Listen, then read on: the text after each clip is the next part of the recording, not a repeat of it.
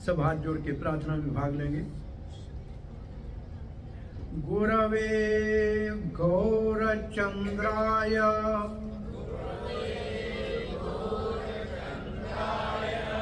राधिकाय तदालये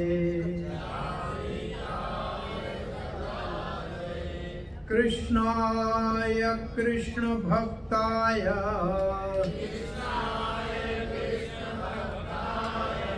तद्भक्ताय नमो नमः। ओम नमो भगवते वासुदेवाय। ओम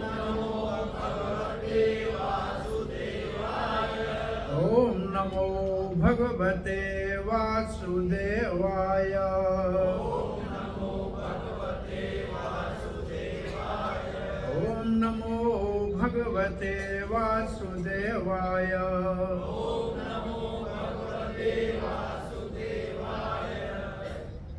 वाल्मीकि गिरि संभूता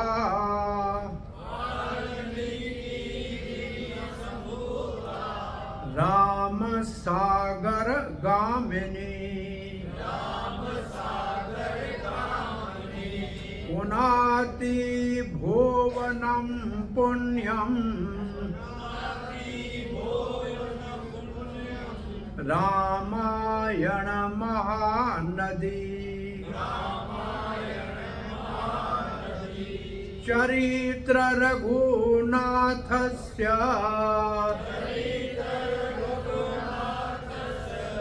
शतकोटि प्रविस्तरम् एकैकाक्षरं पुंसाम् महापातकनाशनम्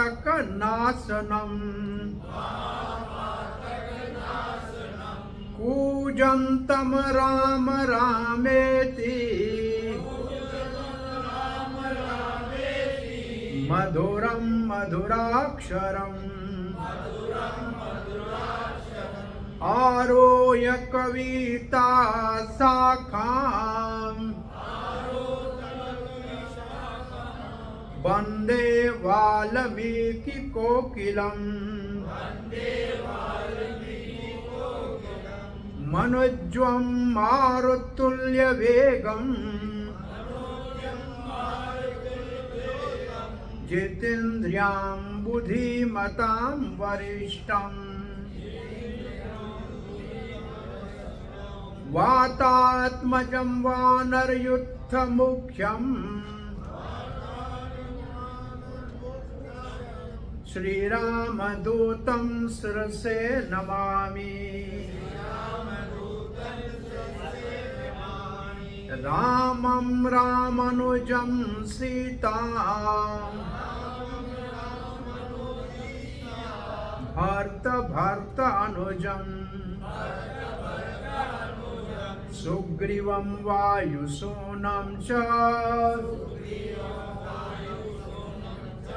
प्रणमामि हरिप्रिये। जय श्री राम।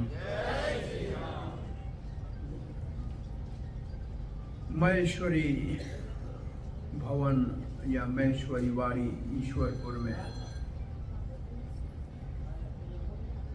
9 दिवसीय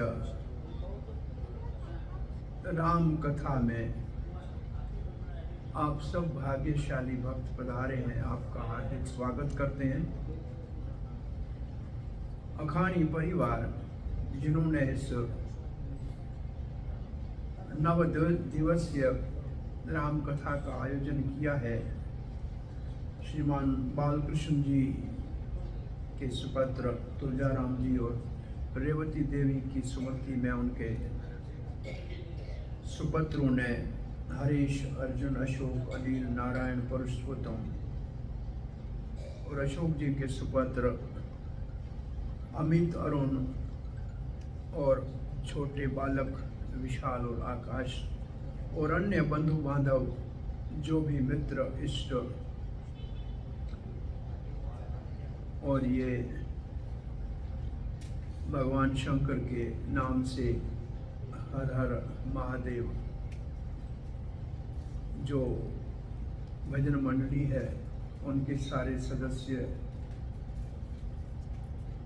इस आयोजन में संलग्न है, उन सबका धन्यवाद करते हैं। अभी जो रामायण की मंगलाचरण का अर्थ होता है जो कार्य हम करने जा रहे हैं ये निर्विघ्न समाप्त हो, उसके लिए भगवान की स्तुति की जाती है। और मंगलाचरण में 3 बातें होती हैं। एक इष्ट की प्रार्थना होती है जो हमने रामायण में भगवान राम जी की प्रार्थना की। एक होता है कि विषय वस्तु क्या है, इसका अर्थ है कि हम जो बोलने जा रहे हैं उसमें क्या है, विषय वस्तु क्या है, सब्जेक्ट मैटर क्या है। और तीसरा होता है आशीर्वाद, सुनने वालों को, सुनाने वालों को। इसको कहते हैं मंगलाचरण। हर काम से पहले मंगलाचरण किया जाता है। मंगला का मतलब है शुभ, कल्याणकारी। चरण का मतलब वैसे आचरण, हमारा आचरण मंगलकारी हो ताकि हमारा कार्य निर्विघ्न समापन हो।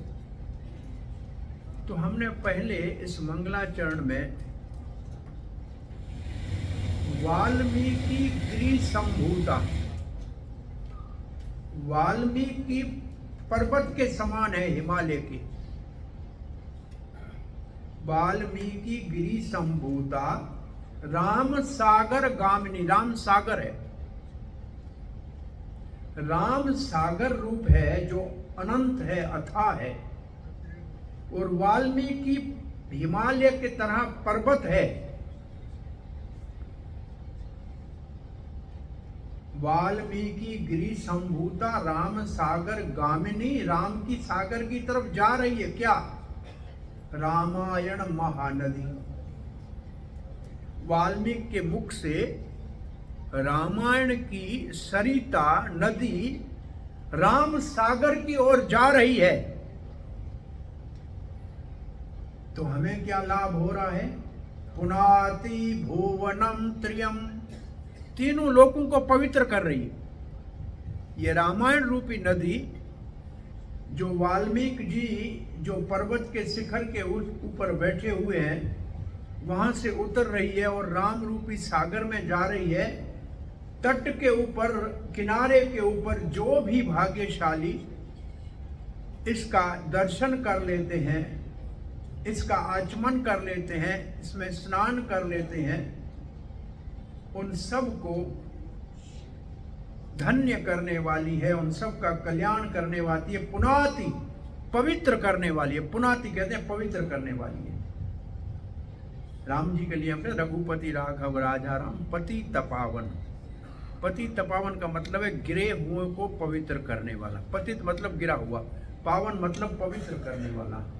जो संसार में गिरे हुए हैं उनको पवित्र करने वाले भगवान। तो ये रामायण ऐसी नदी है।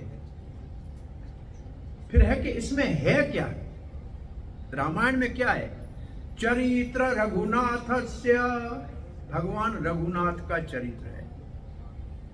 रघुनाथ का मतलब रघुकुल में, जो रघुकुल मणि के रूप में इक्ष्वाकु कुल में दशरथ नंदन भगवान मर्यादा पुरुषोत्तम रामचंद्र का जो प्रकट है वो रघुनाथ कहलाता है।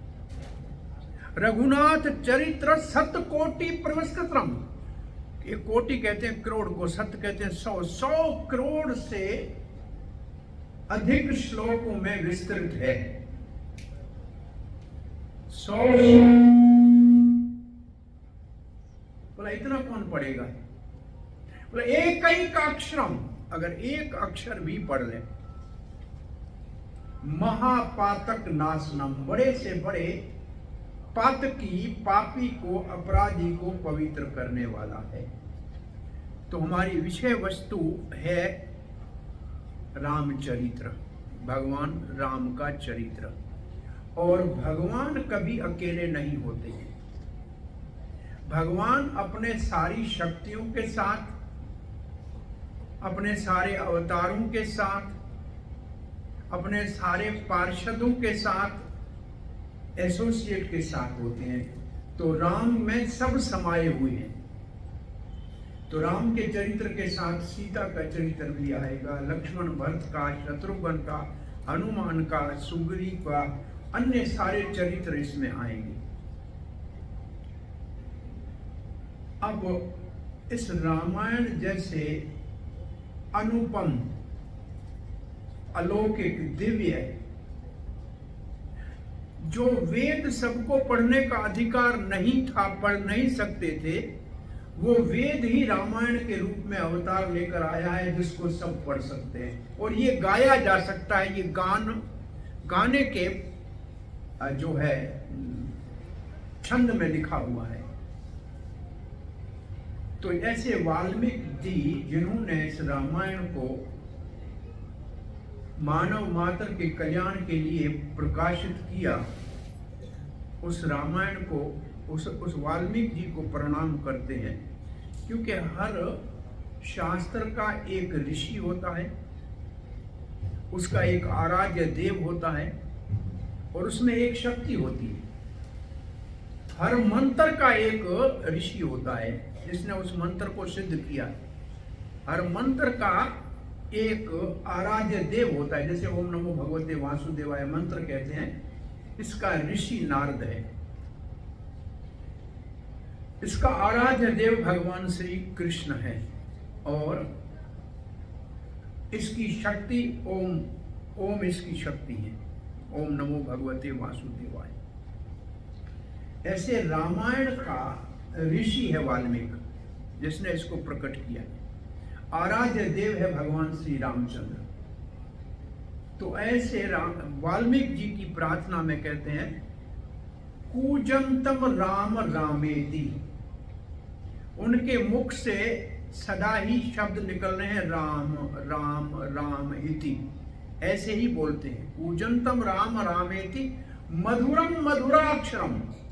जो उनके मुख से अक्षर निकल रहे हैं राम के रूप के विषय में, या चरित्र के विषय में, या लीला के विषय में, या धाम के विषय में, वो सब बहुत मीठे हैं, मधुर हैं। कहाँ बैठे हुए हैं? आरूह्य कविता शाखाम। कविता का मतलब पोइट्री। ऐसी अद्भुत 24,000 श्लोकों को बहुत सुंदर काव्य में, काव्य के शाखा का मतलब जैसे वृक्ष की कोई डाली होती है, शाखा के ऊपर बैठे हुए हैं। कौन है वो? जो राम राम कहते हैं और राम राम का ही स्मरण करते हैं और बहुत सुंदर कविता को प्रकाशित कर रहे हैं। कौन है वो? वाल्मीकि कोकिलम। कोकिल मीठा बोलने वाले पक्षी को कहते हैं कोयल। वाल्मीकि जैसे कोयल ने कविता के शाखा के ऊपर बैठकर राम राम ऐसे मधुर रामचरित्र का वर्णन किया है। भगवान को पाना हो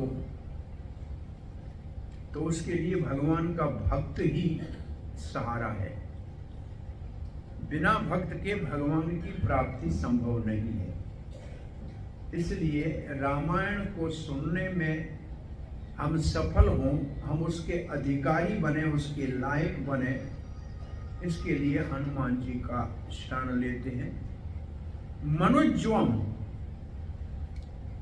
मारुत तुल्य वेगम। हनुमान जी कितने गति से चलते हैं, कितने तेज चलते हैं? मन के समान, मनुज्वम। मारुत हवा के समान, मनुज्व मारुत तुल्य वेगम। इतना तेज गति से चलते हैं। हनुमान जी की कथा आएंगे तब हम सुनेंगे कि जन्म लेते ही जंप लगा के सूर्य को फल समझ के खाने के लिए चले गए। हनुमान जी की गति की परीक्षा लेने के लिए द्वारका से भगवान श्री कृष्ण ने गरुड़ को भेजा था। तो हनुमान कितना तेज है, गरुड़ से, वायु से, मन से हनुमान की गति उनके समान है। ऐसे हनुमान जी मनुज्व मात्र जित इंद्रियां, इतना बड़ा आदमी हो, इतनी बड़ी शक्ति हो, इतना बड़ा तेज हो, तो उसको अहंकार भी तो होना चाहिए। नहीं नहीं, जित इंद्रियां, अपनी सारी इंद्रियों के ऊपर उसको पूर्ण कंट्रोल है, इंद्रियां उसकी बस में है, उसका मन कहीं बाहर नहीं जाता, उनके पांव भी कहीं नहीं जाएंगे, केवल राम जी के सामने बैठे आशा लगाए बैठे कि कब आदेश करेंगे कि हम जाएंगे। बुद्धिमताम वरिष्ठम, बुद्धिमानों में सबसे महान है, वरिष्ठ का मतलब सबसे महान, बुद्धिमानों में हनुमान जी बुद्धिमानों में सर्वश्रेष्ठ है। बुद्धिमताम वरिष्ठ, वातात्मजम, वायुदेव के पुत्र हैं। जैसे हनुमान जी को शंकर जी का अंश भी कहा जाता है, हनुमान जी को वायु पुत्र भी कहा जाता है, हनुमान को केसरी नंदन भी कहा जाता है, उनके पिता का नाम केसरी है। तो वायु पुत्र के नाम से ज्यादा हनुमान प्रसिद्ध है। मनुज्यो मार्तुल्य जितेन्द्रियाम बुद्धिमताम वातात्मजम वानर युद्ध मुख्यम, जितने वानरों के युद्ध हैं, युद्ध का मतलब वानरों का समूह, कठे वानर, उनका वो प्रमुख है। राम दूतम, भगवान राम का दूत है। जैसे किसी देश का कोई राजदूत यहां होता है, जिसको हम कहते हैं एम्बेसडर, और उस राज्य में जाने के लिए, उस देश में जाने के लिए उस एम्बेसडर से अनुमति लेनी पड़ती है, आज्ञा लेनी पड़ती है, तब वो वीजा लगा के देता है। ऐसे राम जी के लोक साकेत का दूत कौन है? रामदूत कौन है? रामदूत बलधामा, ये बलशाली रामदूत है हनुमान। रामदूतम सिर से नमामि, हम सिर झुका के इसको नमस्कार करते हैं। वो अपनी कृपा करुणा करें कि राम जी के चरित्र को हम सुन पाए, अपने जीवन में उतार पाए, सार्थक कर सकें, और फिर सारे परिवार को प्रणाम करते हैं। राम अनुजम सीता, राम के अनुज का नाम है लक्ष्मण, अनुज का मतलब छोटा भाई। राम लक्ष्मण और सीता को प्रणाम करते हैं। भरत अनुजम, भरत और भरत के छोटे भाई शत्रुघ्न को प्रणाम करते हैं। फिर सुग्रीवम वायु सूनम च, और सुग्रीव को प्रणाम करते हैं, और हनुमान जी को प्रणाम करते हैं। तो इन सब को प्रणाम करके हम आज की राम कथा का, वाल्मीकि जी की राम कथा का शुभारंभ करते हैं।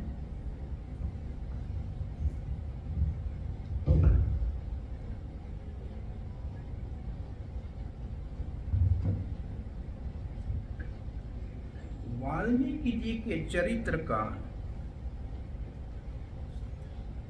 अलग अलग पुराणों में, रामायण में, पद्म पुराण, विष्णु पुराण, सब जगह अलग अलग उनका चरित्र लिखा है। लेकिन स्वयं वाल्मीकि कहते हैं पुराक्रातो अस्मि, पहले मैं शिकारी था, मैं पहले शिकारी था। एक बार की बात है, वाल्मीकि जी कहते हैं कि मैं तो लोगों को लूटता था, चोर था, डाकू था। एक जगह शास्त्र में ऐसे आता है कि सप्त ऋषि जा रहे थे, और दूसरे स्थान पे है नारद जी जा रहे थे। जब वो शास्त्र में किसी एक बात के लिए दो कथाएं हों, तो उसको समझने के लिए ये रीत है कि ये घटना ब्रह्मा जी के एक दिन में हुई है, ये घटना ब्रह्मा जी के दूसरे दिन में हुई है। ऐसे नहीं है कि एक बार राम जी का अवतार हुआ है। आपको गत वर्ष माने लास्ट ईयर भागवत कथा में बताया था कि भगवान श्री कृष्ण ब्रह्मा जी के एक दिन में एक बार अवतार लेते हैं। ब्रह्मा जी की उम्र आज हुई है 50 साल पूरे हुए हैं। 51वें साल के पहले महीने का पहला दिन चल रहा है। इसका मतलब है कि श्री कृष्ण का अवतार 50 सालों में, ब्रह्मा जी के 50 साल पूरे हुए, 12 महीने का एक साल, 30 दिन का एक महीना, इतनी बार श्री कृष्ण का अवतार हो चुका है। ऐसे राम जी का अवतार भी अनंत बार हुआ है। त्रेता युग में आए हैं, कई बार आए हैं, एक बार नहीं। जामवंत जी आगे कहते हैं मैंने भगवान के सारे अवतारों को देखा है। तो ये अवतार बार बार आते हैं, तो इसलिए कहीं कहीं लीला के स्थान में अंतर आ सकता है और कहीं कहीं कथा में थोड़ा सा अगर फर्क नजर आए तो उसको सत्य मानना चाहिए। हो सकता है ब्रह्मा जी के एक दिन की कथा ये है, दूसरे दिन की कथा ये। सो उनको जो पकड़ा, मानो आप नारद जी को पकड़ा, हम नारद को लेते हैं। नारद जी ने कहा मेरे पास है क्या, मैं तो कुर्ता भी नहीं पहनता हूं, जेब भी नहीं है, क्या दूं आपको? बोला करमंडल तो है, वीणा तो है।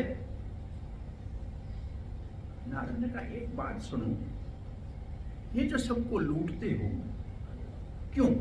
बोला परिवार चलाना। भाई घर गृहस्थी है, मेरी माँ है, बाप है, मेरी पत्नी है, उनकी देखभाल करना है। बोला अच्छा, ये काम तुम्हारा तो है चोरी का, इसका दंड मिलेगा। तो क्या जब दंड मिलेगा तो तुम्हारा सारा परिवार इसको भोगेगा? बोला मुझे पता नहीं। बोले जाके पूछ के आओ। बोला पूछने जाऊं और आप भाग जाओ तो? बोला फिर आप ऐसे करो, हमको बांध के जाओ इस पेड़ के साथ। नारद जी को पेड़ से बांध दिया वाल्मीकि जी ने। वाल्मीकि जी अपने घर गए, अपने माता पिता को, परिवार को पूछा, सुनो मैं कमा के लाता हूँ, चोरी करता हूँ, डाका डालता हूँ, लोगों को मारता हूँ, अगर कहीं मेरे को राजा ने दंड दिया या कहीं मुझे मेरे इस पाप का दंड मिला तो खाते तो आप सब हो, आपको भोगना पड़ेगा ना, ऐसा तो लोगे ना आप। सबने एक स्वर में कहा हम नहीं लेंगे। तुम्हारा काम है परिवार को पालना, कैसे पालते हो तुम जानो। वाल्मीकि जी को बहुत झटका लगा। ये बात वाल्मीकि जी की हम सबको जीवन में सोचना चाहिए कि हम परिवार के पोषण के लिए, परिवार के लिए एक शब्द है शास्त्र में कुटुंब, और कुटुंब की परिभाषा होती है, कुटुंब की माना होती है कि जिसके पालन करने के लिए कूटनीति उल्टा सीधा करना पड़ता है। कुटुंब को पालने के लिए ये शब्द भीष्म देव ने कृष्ण को कहा कि आपने अर्जुन के रथ को अपना कुटुंब मान लिया था और उसकी रक्षा करने के लिए आपने कुछ भी नीति अनीति सब अपना ली। तो कुटुंब को पालन करने में हमेशा कोई दोष होता है। तो हमको सोचना चाहिए कि हम जिस काम से कुटुंब का भरण पोषण कर रहे हैं उसके लिए कुटुंब उसका कोई भाग दंड का नहीं लेगा, दंड सिर्फ अकेले को भोगना पड़ेगा। ये बहुत बड़ी शिक्षा है, इसलिए अच्छा है कि जीवन सरल हो, सीधा हो, जिसमें नीति हो और मर्यादा हो, तो बहुत अच्छा है। नारद जी के पास वापस आके वाल्मीकि ने कहा कोई मेरे पाप का भागीदार होने को तैयार नहीं। बोला फिर? बोला अब बताओ क्या करूं? तो नारद जी ने कहा तुम राम राम जप सकते हो। बोला ये तो मेरी जबान से निकलेगा ही नहीं। और ऐसे लोग हमने इस दुनिया में देखे हैं, हमारे अपने सज्जन हैं, रिश्तेदार हैं। हमने कहा मंत्र जको राम राम निकले को नहीं मुंह, बहुत मुश्किल है।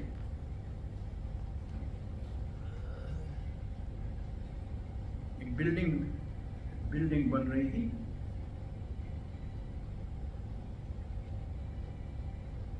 नहीं, बिल्डिंग में काम करने वाले मजदूर थे। एक दिन बिल्डिंग में काम नहीं चला, बेकार बैठे थे, कोई उसको आज ले नहीं गया, दिहाड़ी पे थे। तो साधु जा रहा था, उसने कहा क्या कर रहे हो? बोला आज हमारे को काम नहीं मिला है। बोला फिर? तो खाएंगे कैसे? बोला आधा दिन तो गुजर गया, अब चलो हमारे आश्रम में कुछ सेवा है। घर में ले गया तो दोपहर का टाइम था, आश्रम में भोजन तैयार था। बोला प्रसाद खा लो। सबने भंडारा कर लिया। बोला अब तुम्हारा आधी दिहाड़ी हो गई, कितना लेते हो? बोला 200 रुपया। बोला 100 रुपया लो। बोला करना क्या है? बोला माला उठाओ, इधर बैठ के राम राम जपो। 5 मिनट के बाद नींद आने लगी। बोला भाई पैसा लिया है, राम नाम ठीक तरह से जपो, दिहाड़ी तो पूरी करनी है।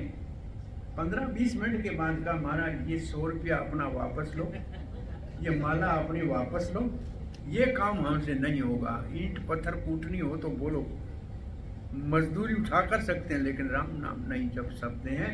आपका भोजन खाया इसकी क्षमा करना। तो ये बात है कि बहुत आसान नहीं है भगवान का नाम लेना। जिसके मुख से एक बार भगवान का नाम निकल रहा है, समझ लो कि उसने सारे तीर्थ कर लिए हैं, सारे पुण्य कर लिए हैं, यज्ञ कर लिए हैं, तब उसके मुख से नाम निकल रहा है।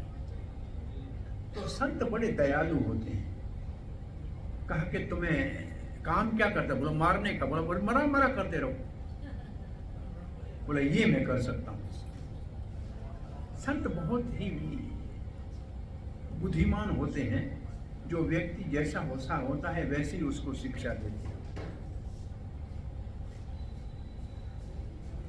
एक आदमी को सिगरेट पीने की आदत थी, सिगरेट छोड़ता नहीं था, खांसी होती थी, और खांसी होती थी तो डॉक्टर के पास जाता था, डॉक्टर दवा देता था, बोले तुम सिगरेट छोड़ो।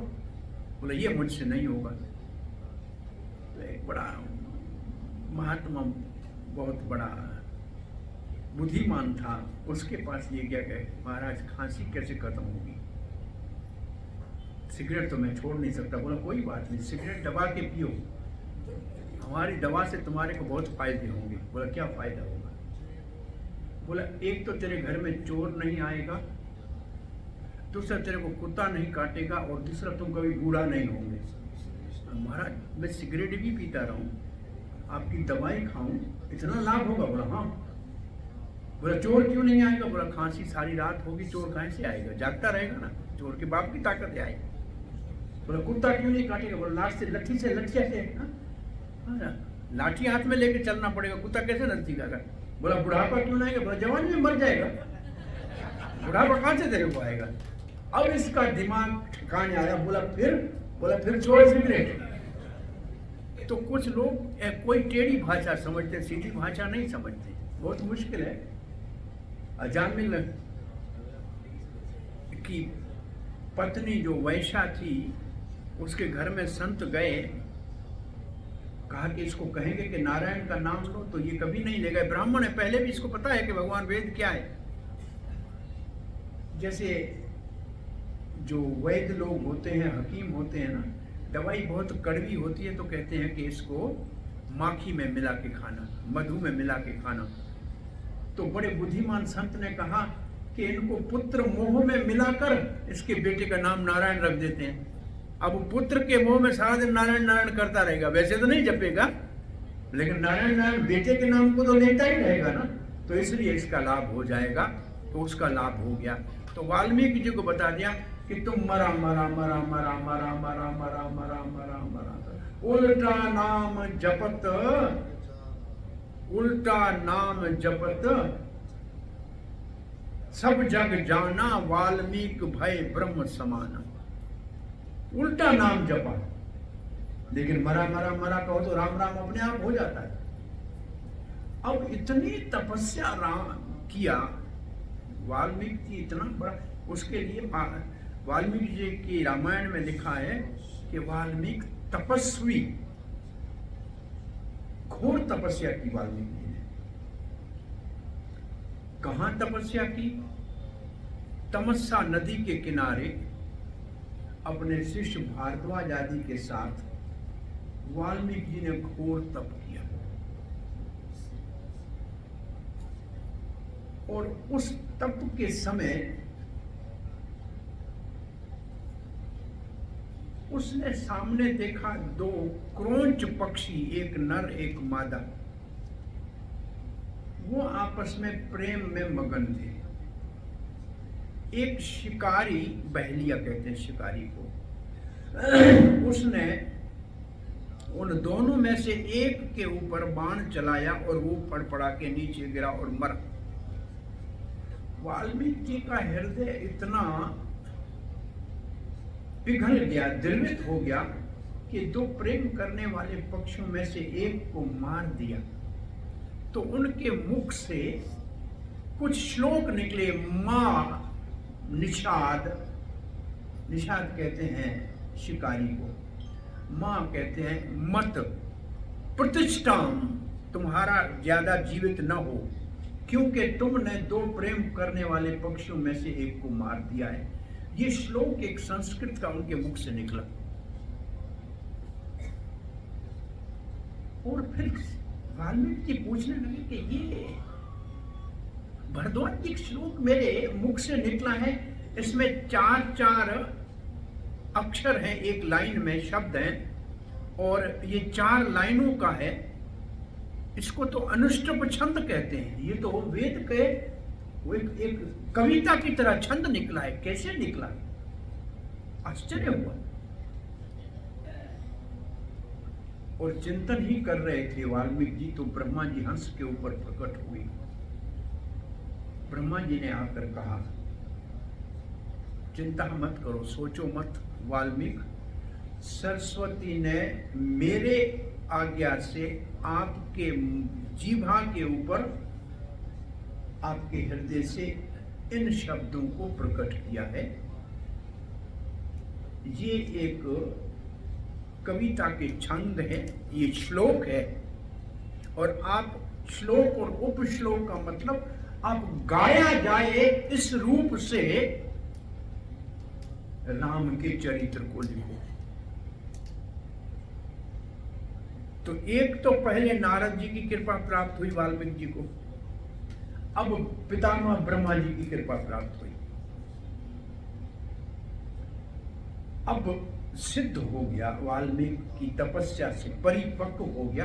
कितनी तपस्या की, नाम कैसे वाल्मीकि हुआ? तपस्या करते करते शरीर में दीमक लग गया, सारा ये शरीर के ऊपर मिट्टी जम गई, सिर्फ हड्डियां बची और सब खत्म हो गया। और जिसमें दीमक लगता है और मिट्टी का ही बुत पड़ा होता है, उसको कहते हैं वाल्मीकि, बाम्बी, मिट्टी की बाम्बी को कहते हैं वाल्मीकि। इसका मतलब जिसका जन्म मिट्टी के ढेर के अंदर से हुआ। इसका मतलब इतनी तपस्या की कि वो मिट्टी का ढेर बन गया, उसके ऊपर मिट्टी जम गई और मिट्टी में जीव जंतु रहने लगे, ऐसे लग रहा था। तो उसको कहते हैं बाम्बी, मिट्टी की बाम्बी। उसके अंदर से निकला तो उसका नाम हो गया वाल्मीकि, बाम्बी से हो गया वाल्मीकि।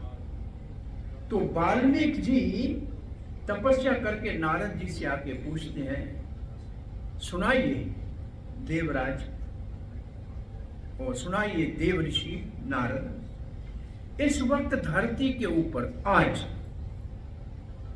कौन गुणवान है, कौन शीलवान है, कौन वीर्यवान है, कौन बुद्धिमान है, कौन ऐसा है जिससे देवता भी भयभीत हो, इतना वज्र की तरह कठोर हो और जो कोमल फूल की तरह हो, ऐसा इस वक्त धरती के ऊपर कौन है? ये प्रश्न पूछा वाल्मीकि जी ने आकर नारद जी से। और देवऋषि नारद ने एक अध्याय पूरा है वाल्मीकि रामायण में, जिसमें सारी रामायण सार में बता दी कि इस वक्त धरती के ऊपर इक्ष्वाकु वंश में दशरथ नंदन रघुपति राजा रामचंद्र हैं, जो जिन गुणों का आप पूछ रहे हो वो इस वक्त धरती के ऊपर अवतार ले चुके हैं। सारे राम जी के गुणों का वर्णन करके एक पूरे अध्याय में नारद जी ने बता दिया। अब वाल्मीकि जी अपने शिष्यों के साथ रामायण की रचना करने के लिए बैठने वाले थे। हाँ, आचमन किया, पानी लिया। उस वक्त छोटा सा ब्राह्मण शिष्य भागता हुआ आया और कहा, गुरुदेव, एक देवी तुल्य एक नारी बाहर रोदन कर रही है, रो रही है। वाल्मीकि जी ने लिखने के काम को छोड़ा और बाहर निकल के देखा तो किशोरी सीता, जिसको लक्ष्मण जी वाल्मीकि आश्रम के बाहर जंगल में छोड़ दिया था।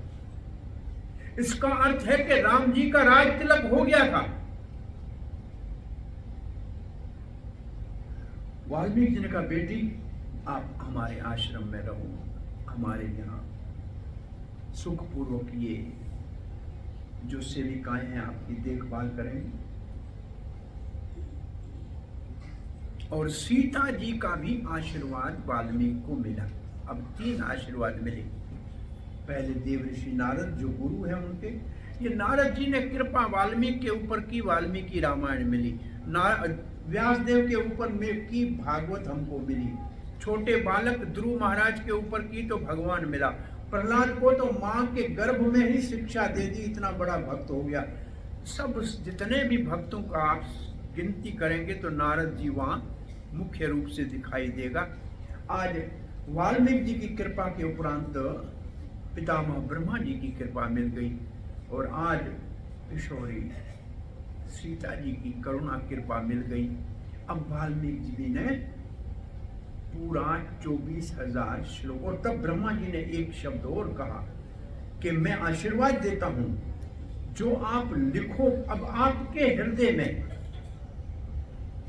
राम जी का चरित्र कैसे बैठते हैं, कैसे उठते हैं, कैसे बोलते हैं, कैसे हंसते हैं, क्या उनके हृदय के भाव है, ये सब आपके हृदय में अपने आप टेलीविजन तक की तरह चलने लग जाएंगे। केवल राम जी के नहीं, लक्ष्मण के, भरत के, शत्रुघ्न के, हनुमान के, राक्षसों के भी आपको सब दिखाई देगा।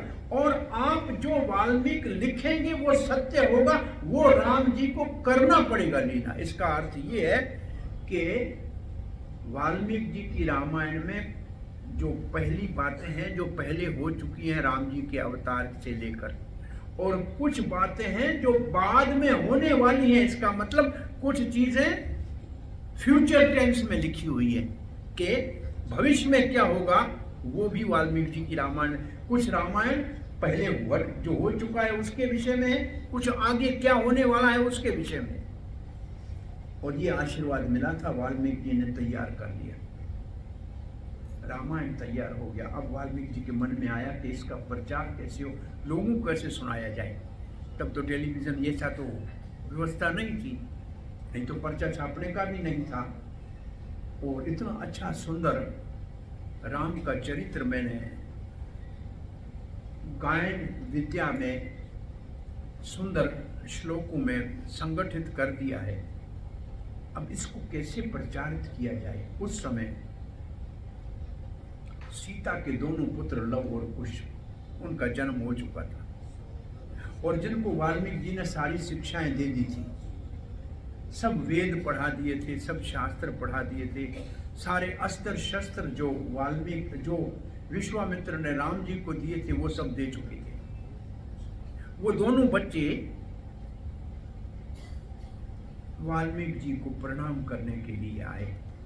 वाल्मीकि जी के हृदय में वात्सल्य प्रेम से सर को हाथ रखा और मन में आया कि ये इनका कंठ बहुत मधुर है, ये मीठा गाते हैं, बुद्धिमान हैं, सुंदर भी हैं, इनको मैं पूरी ये रामायण अच्छी तरह से सिखाता हूँ। और गान विद्या के साथ और सारी रामायण उनको सिखाई। और फिर वीणा दे के कहा कि अब इसको गाओ, वो ऋषियों के आश्रम में गाने जाएं।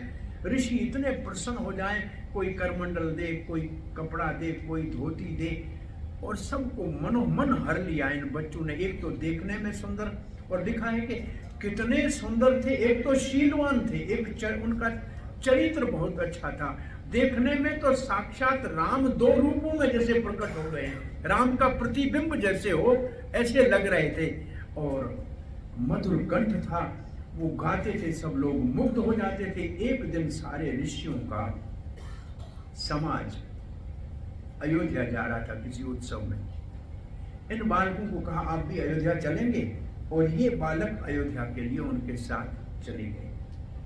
और अयोध्या की गलियों में ये रामायण गा रहे थे, और जहां से जाएं सब लोग इनके पीछे इनके मधुर रामायण को सुनने के लिए आ जाएं।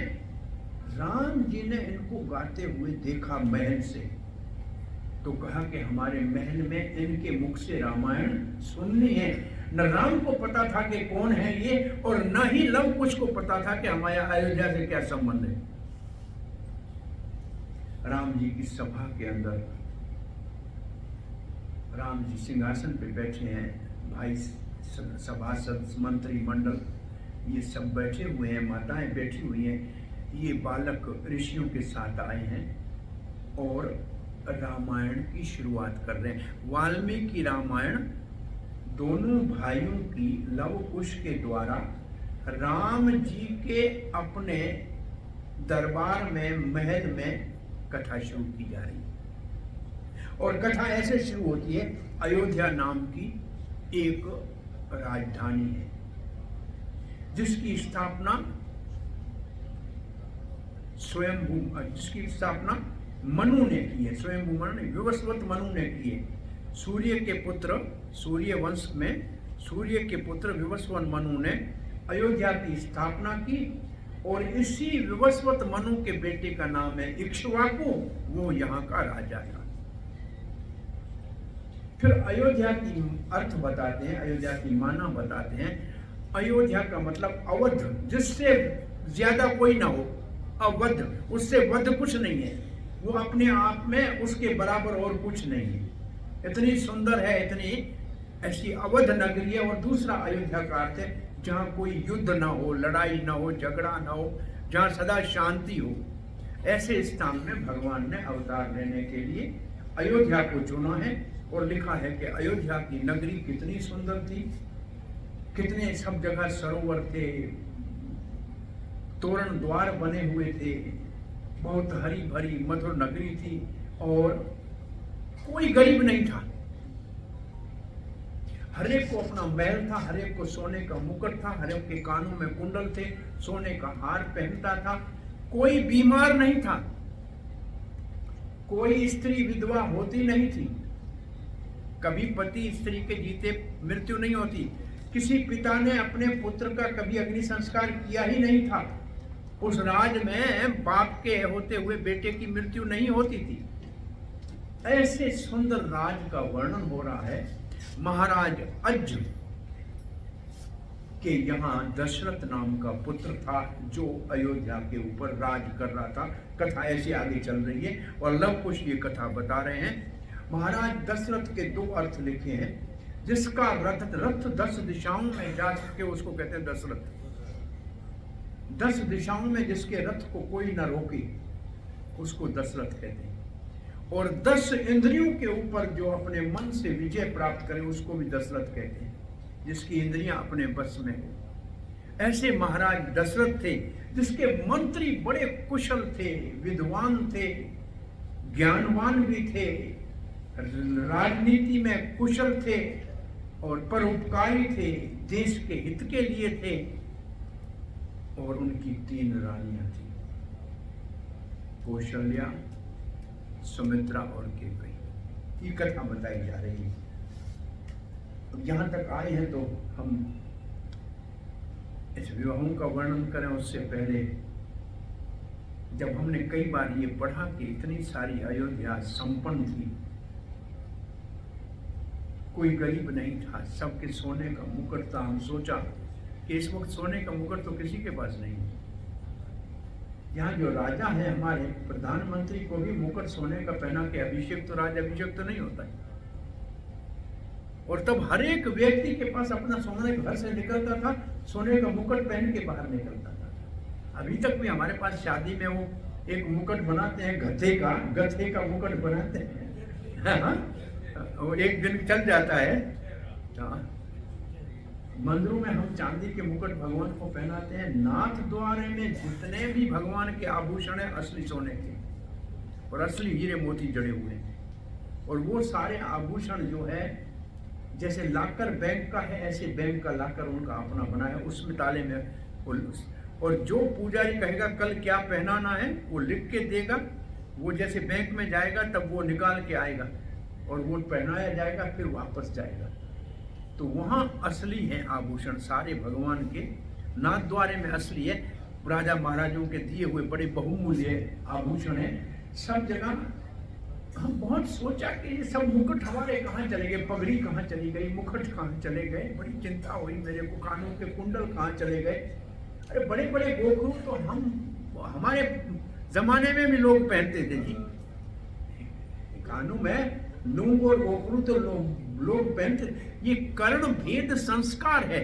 हमारे 16 संस्कार में एक संस्कार है, कान को छिदाया जाता था बच्चा जब स्कूल जाता था तब। ये थोड़ा सा ये जगह कोई बुद्धिमानी की कुछ समझ में आएगा, जो मास्टर पढ़ाएगा कान में सोराख होगा तो समझ में आएगा, नहीं तो यहीं अटक के वापस चला जाएगा। कोई कारण था। वैसे ये वेदों में कर्ण भेद संस्कार, कर्ण भेदन संस्कार है, इसको कराया जाता था पहले। तो मैं बहुत सोच के थका कि हुआ क्या, कहाँ गया हमारा सोने का मुकुट। तो घूम फिर के मैंने देखा हेलमेट के रूप में सबके सिर के ऊपर, अब जहाँ जाओ सर के ऊपर हेलमेट के बगैर कोई नहीं जा सकता है। जैसे मेरे घर में आपके यहाँ अहमदाबाद में बिना हेलमेट के चालान होता है, और पहले बगैर मुकुट के चालान होता था। कितना हमारा पतन हुआ है कि हेलमेट। और कान में अब कुंडल तो नहीं है, लेकिन ईयरफोन सबके कानों में लगे हुए हैं।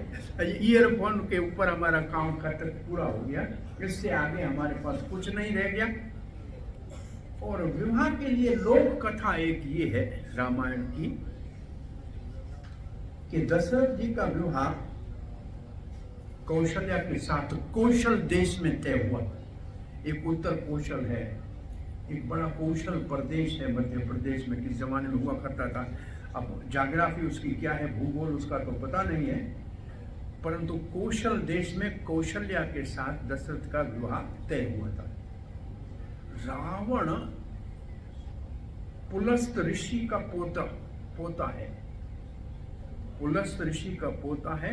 पुलस्त के बेटे का नाम है विशर्वा। विशर्वा का मतलब जो वेदों का अच्छी तरह से श्रवण करने वाला, जिसने सारे वेद सुन लिए हैं, विशर्वा का बेटा। और बहुत बड़ा वेदों को जानने वाला और ज्योतिषी भी था।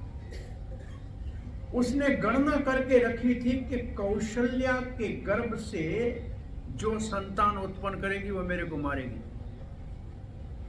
जब उसको पता लगा कि कौशल्या का विवाह हो रहा है दशरथ के साथ, उसने लोक कहानी, ये वाल्मीकि रामायण में नहीं, लोक में प्रचलित कहानी है समाज में, कि रावण ने वहां से कौशल्या का अपहरण किया और एक सुनसान जंगल के मंदिर में उसको बंद कर दिया। दशरथ जी की बारात पहुंच गई कौशल देश में।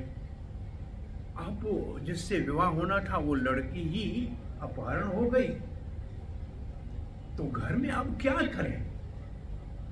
अयोध्या नरेश विवाह के लिए बारात लेके आ गए हैं। सुमित्रा छोटी बहन है कौशल्या की, ऐसे कहा गया, क्योंकि सुमित्रा का विवाह कहां से हुआ कोई पता नहीं। केकई देश से है, कौशल्या कौशल देश से, सुमित्रा कहां से किसी को पता नहीं। तो माता पिता ने कहा कि अब तो लज्जा को बचाना है, सुमित्रा का ही विवाह कर देते हैं दशरथ के साथ। तो दोनों बहनें एक जैसी थी, सुमित्रा का विवाह हो गया।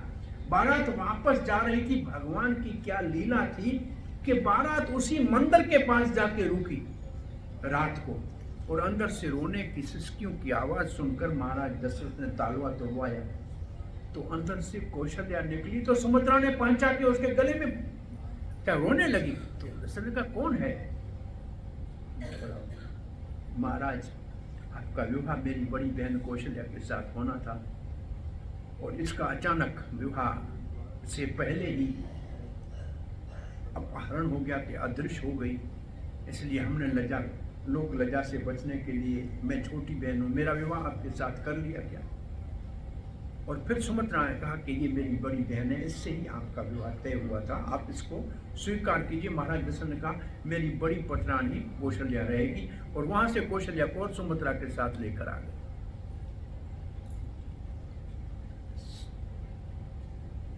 अभी दशरथ की उम्र बड़ी हो गई है, कोई संतान नहीं है, ऐसे लिखा है। इसके बाद कथा ऐसे आती है, और ये कथा मैं कैकेयी का भी आपको बता दूं कि दोनों रानियों में से कोई संतान नहीं हुआ महाराज दशरथ को। ऐसे मान्यता है कि सुमित्रा की एक पुत्री थी जिसका नाम था शांता। सुमित्रा की पुत्री शांता, वो महाराज दशरथ ने अपने मित्र रोमपाद महाराज अंग देश के है उसको गोद में दे दी थी। उसको कोई संतान नहीं था, उसको गोद में दे दी थी। जैसे वसुदेव की बहन है कुंती, उसका नाम प्रथा है, उसको गोद में दे दिया कुंती भोज महाराज को, तो उसका नाम हो गया कुंती। प्रथा का नाम कुंती हो गया। तो ये पहले राजाओं के बीच में अपनी बेटी गोद में देने का या बेटा गोद में देने का रवाज था, परंतु कोई पुत्र नहीं था। तो कैकेयी देश है तक्षशिला, जो इस वक्त टेक्सिला जिसको हम कहते हैं, अब इस वक्त के पाकिस्तान में जो तक्षशिला है, ये कैकेयी देश कहलाता था। वहाँ के महाराज कैकेयी थे, उसकी बेटी का नाम कैकेयी था। और महाराज दशरथ वशिष्ठ मुनि वहाँ गए थे कैकेयी का हाथ मांगने के लिए। तब कैकेयी देश के महाराज ने कहा था कि आप मेरी पुत्री से विवाह क्यों करना चाहते हैं? बोला संतान नहीं है, उत्तराधिकारी नहीं है, राज कौन करेगा? बोला ठीक है, तो फिर आप कन्या शुल्क लिख दीजिए। इसका मतलब मैं आपको कन्या दी जा रहा हूँ, इसके बदले में मुझे लिख दो कि मेरी बेटी का बेटा ही अब राजा बनेगा, क्योंकि आपको कोई और से पुत्र हो ही नहीं रहा है। ये बात एक तो कैकेयी महाराज कैकेयी जानते थे, एक वशिष्ठ मुनि जानते थे, एक दशरथ जानते थे, और किसी को मालूम नहीं था।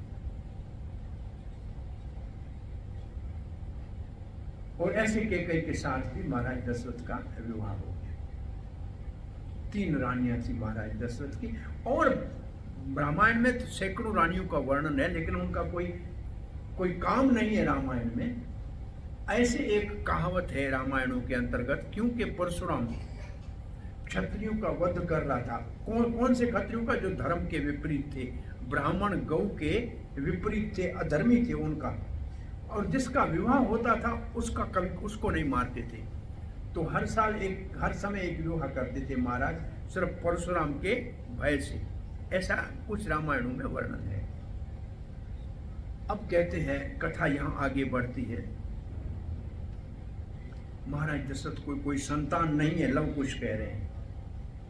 और महाराज दशरथ ने कहा कि अब मैं गुरुजनों को प्रार्थना करता हूँ कि कोई यज्ञ कराएं, इस यज्ञ से भगवान कृपा करके मुझे पुत्र संतान हो। तो उन्होंने अपने गुरुदेव वशिष्ठ को, वामदेव आदि को बुलाया और कहा कि आप यज्ञ का आयोजन करें। उस समय जो सुमंत्र नाम का मंत्री महाराज दशरथ का था, जो अज के जमाने से था, उसने कहा महाराज हमने आपके पिता के दरबार में एक बार सनक आदि ऋषि आए थे। उन्होंने भविष्यवाणी की थी कि दशरथ महाराज के 4 पुत्र प्रतापी होंगे और उनके कुल की कीर्ति 10 दिशाओं में फैलेगी, और जब तक सूर्य चांद रहेगा तब तक उनके पुत्रों के लोग गुणगान करते रहेंगे। तो महाराज दशरथ ने कहा आगे क्या कहा था? तो उन्होंने पूरी एक कथा बताई। और इस बीच में वशिष्ठ जी भी बड़े बुद्धिमान हैं। उन्होंने आके कहा मैं आपका ये जो आप यज्ञ कराना चाहते हैं अश्वमेध, ये तो मैं कर लेता हूं, हम कर लें, परंतु आपको संतान उत्पत्ति होगी पुत्रेष्टि यज्ञ कराने से। और उस यज्ञ कराने में इस वक्त एक ही ऋषि इस धरती के ऊपर है, उसका नाम है ऋषि शृंग। उसको बुलाइए। ये है एक बहुत बड़ी वशिष्ठ जी की उदारता। वशिष्ठ जी तो सप्त ऋषि है पहले। ब्रह्मा जी ने उसको कहा कि आप सूर्य वंश के पुरोहित बनो। बोला पुरोहित बनना अच्छा है, मैं नहीं बनूंगा। बोला रामचंद्र भगवान का अवतार होगा, आपको उसके गुरु होने का सौभाग्य प्राप्त होगा, ऐसा मौका हाथ से मत गंवाओ। तो ब्रह्मा जी के पुत्र है, ब्रह्मा जी का पुत्र है वशिष्ठ। सप्त ऋषि सारे ऋषि ब्रह्मा जी के मानसिक पुत्र हैं। तो वशिष्ठ जी इस कुल का कुल पुरोहित बना है। तो वशिष्ठ जी श्री राम जय राम जय जय राम। श्री राम जय राम जय जय राम। श्री राम जय राम जय जय राम। श्री राम जय राम जय जय राम। श्री राम जय राम जय जय राम।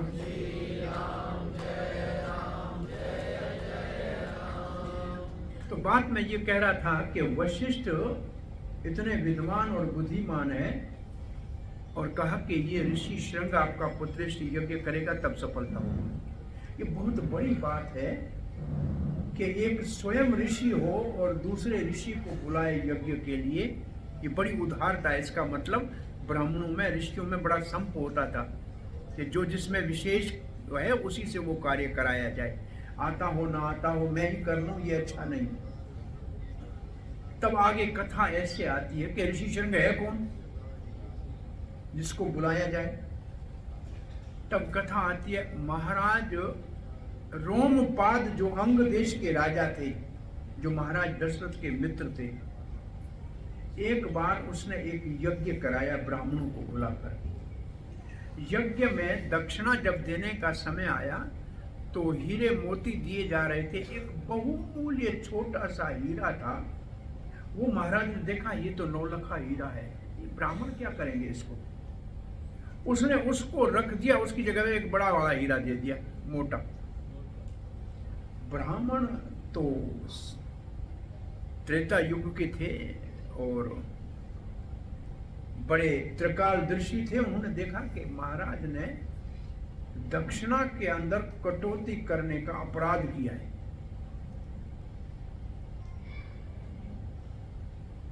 कल परसों में एक राम कथा सुनता आ रहा था एक महाराज की। वो कहने की इच्छा नहीं अभी हो रही है, छोड़ तो उसको छोड़ देता हूं। उसमें ब्राह्मण की दक्षिणा की कटौती के ऊपर वो सारी कथा की थी। बड़ा विद्वान, बहुत प्रसिद्ध विख्यात मशहूर महात्मा है। सो ब्राह्मणों ने कहा हम महाराज अंग का राज ही छोड़ के जाएंगे, अब कोई यहाँ यज्ञ नहीं करेंगे, पूजा नहीं कराएंगे, सब ब्राह्मण चले गए। अब यज्ञ नहीं हो तो वृष्टि नहीं हो। एक गीता का श्लोक है कि अन्न होता है वर्षा से, वर्षा होती है यज्ञ से, और यज्ञ वेद में वर्णन किया हुआ है। तो यज्ञ करने वाले ब्राह्मण नहीं रहे, बरसात नहीं हुई, अंग देश में अकाल हो गया। अब अंग देश में यह निर्णय हुआ कि अंग देश में वर्षा तब होगी जब ऋषि शृंग आके अपना चरण अंग देश में रखेंगे तो वर्षा होगी। बोला ऋषि शृंग है कौन, कहां से लाएं? मंत्रियों ने कहा महाराज हम नहीं जाएंगे। बोला क्यों नहीं जाएंगे, है कौन? बोल के ऋषि है, उसका नाम है विभांडिक। विभांडिक का मतलब है जिसके घर में बर्तन नहीं है। इसका मतलब वो कुछ पकाता नहीं, घर में चूल्हा नहीं जलाता है, जो कंद मूल है, फल फूल है, वही खाता है, उसको कहते हैं विभांडिक। वो इतना तपस्वी ऋषि था, वो तपस्या घोर कर रहा था। इंद्र को बड़ा भय हुआ। उसने ब्रह्मा को कहा कि कोई वेदज्ञ अप्सरा दे दो, मैं इस ऋषि विभांडिक का तप भंग करना चाहता हूं। वो अप्सरा आई वो स्वर्ग की अप्सरा नहीं थी, वो अप्सरा ब्रह्मलोक से आई थी, वेदज्ञ थी। वो वेद का गान कर रही थी और ऋषि विभांडिक को आश्चर्य लगा कि वेद कौन गा रहा है। देखा सामने सुंदर अप्सरा खड़ी, कहा क्यों आई? बोला महाराज इंद्र ने भेजा है, आपका तप भंग करने के लिए आई। सीधी बात की, क्योंकि ऋषि कहीं साथ दे दे उससे पहले सीधी बात कर। बोला ठीक है। इंद्र को भय है कि उसका राज में ले लूंगा, मुझे राज नहीं चाहिए। और ले, उसने अपनी शक्ति ऐसे दी, ले। अब उसने कहा मैं अप्सरा हूं, मैं यहां तेरे बच्चे पालने के लिए नहीं आई हूं। उसने ऐसे नदी के अंदर उसको बहा दिया, तेज को। हिरणी पी रही थी पानी, वो हिरण के अंदर वो तेज स्थापित हो गया। और कहीं कहा है कि उस अप्सरा ने हिरण के अंदर उस ऋषि के तेज को रख दिया और तत्काल ही ये ऋषियों का संतान बच्चा एक पैदा हो गया। लेकिन वो क्योंकि हिरण से हुआ इसलिए एक सींग था इधर, इसलिए उसका नाम हो गया ऋषि शृंग। अप्सरा तो चली गई, बच्चा रोने लगा। अब विभांडिक क्या करे? अपने भाई का गृहस्थी था, उसके घर ले गया कि बच्चे को पालो। बोला हम नहीं पालेंगे, कौन पराया बच्चा पालेगा, अपना बच्चा खुद पालो। अब विभांडिक बच्चे को पाल रहे हैं, लेकिन क्रोधित ऐसा है कि इस बच्चा कभी किसी स्त्री का मुंह नहीं देखे, ऐसी मैं इसको शिक्षा दूंगा। तो उसने कठोर ऐसा नियम बनाया कि जहां आश्रम था उस आश्रम के पास कोई स्त्री तो आ नहीं सकती थी, हिरणी नहीं आ सकती थी, हिरण आ सकता था, बैल आ सकता था, गाय नहीं आ सकती थी, मच्छर आ सकता था, मछली नहीं आ सकती थी। कहा कि कोई ऐसे एक लोग है हमारे ऐसी जम्बू द्वीप में जिसमें हम रहते हैं। हम जब जम्बू द्वीप में रहते हैं, आपको आप ये एड्रेस का पता है, हम जम्बू द्वीप में रहते हैं। जम्बू द्वीप में भारतवर्ष में रहते हैं और भारतवर्ष में भी भारत खंड में रहते हैं। फिर भारत खंड के बाद फिर गुजरात देश में रहते हैं, फिर अहमदाबाद नगर में रहते हैं। ये पूरा इसका हमारी एड्रेस बहुत लंबी है। भगवान को लिखनी हो तो ये एड्रेस लिखनी पड़ेगी कि आप कौन से द्वीप में रहते हो, क्योंकि भगवान को ये पता नहीं है आपका शहर कौन सा है, द्वीप कौन से में रहते हो, जम्बू द्वीप के हो कि पुलकश द्वीप के हो कि ये 7 द्वीप है अलग अलग इसी धरती के ऊपर। सो जम्बू द्वीप में एक वर्ष है, उसको कहते हैं इलावर्त वर्ष। वहां शंकर और पार्वती रहते हैं। कोई पुरुष नहीं जा सकता, अगर कोई पुरुष चला गया तो वो स्त्री बन जाएगा। ये धरती पे है आज भी। इसी जम्बू द्वीप में वो, उसका नाम है इलावर्त वर्ष। एक बार स्नान कर रही थी पार्वती, कुछ ऋषि आ गए, उसको संकोच हुआ, उसने कहा ये ठीक नहीं है। बोला शंकर जी ने मौज में थे, बोला कोई पुरुष आएगा स्त्री हो जाएगा। अब कोई नहीं जाता है, वो मच्छर जाता है मछली बन जाता है। एक बार घोड़ा चला गया, सिंधी घोड़ी बन गया और उसके ऊपर सूर्य विवस्वा थी। ऋक्षवाकु का एक भाई चला गया, उसका नाम सदामन्यु था, वहां गया लड़की हो गया। तो ये लोग है ऐसा, यहाँ ऐसे हो जाता है। नहीं समझ में आपको आए तो चिंता नहीं करना, लेकिन ऐसा है इस धरती के ऊपर भी। ऐसा बड़े आश्चर्य वाली चीजें हैं जो हमने कभी नहीं देखी है न सुनी है। वो एक हंसने की बात याद आई, कहीं कुछ मच्छर मरे पड़े थे तो बड़े बड़े वैज्ञानिक खोज कर रहे थे इनमें से मच्छर कौन सा है और मछली कौन सी है, क्योंकि बीमारी मछली से फैलती है, मच्छर से नहीं फैलती है। तो बड़े दुखी हो गए, बड़े चेक कर रहे हैं, बड़े बड़े माइक्रोस्कोप लगा के। एक गांव का आदमी था, बोला क्या कर रहे हो? बोला पता नहीं है इनमें मच्छर कौन है भाई। बोला कोई बात नहीं, बताओ कौन कहाँ है? बोला कुछ आईने पे गिरे हैं, कुछ शीशे पे, आईने पे, मिरर पे, आरसी पे आई, कुछ बोतल के ऊपर गिरे पड़े हैं। बोला क्या ढूंढ रहे हो? जो आईने पे है ये सब मछली है और जो बोतल पे है ये मच्छर। इसको पहचानने में कोई परेशानी की जरूरत नहीं है। ये बोतल ये आदमी की बीमारी है और आरसी औरत की बीमारी है। सारा दिन आरसी है, आरसी जगह, तो इसको पहचानने में कोई परेशानी नहीं है, विज्ञानियों की जरूरत नहीं है। एक साइंटिस्ट यहाँ आया था कि जमाने, एक समोसा उसको किसी ने दिया, उसने एक खाया, उसका दिमाग ये आलू इसके अंदर कैसे गए? बहुत बड़ा परेशान हो गया। दूसरे 2-4 समोसे लेके अपने देश में जाके खोज करने लगा कि इसके अंदर आलू कैसे गए। तो एक और वैज्ञानिक बैठा था, बड़ा सर के ऊपर हाथ रख के, इसने बोला देखो मैं ये आलू ढूंढ रहा हूँ। बोला मैं गया था जलेबी लाया था, मैंने बोला इसके अंदर सिरेंज से ये सिरप कैसे डाली है।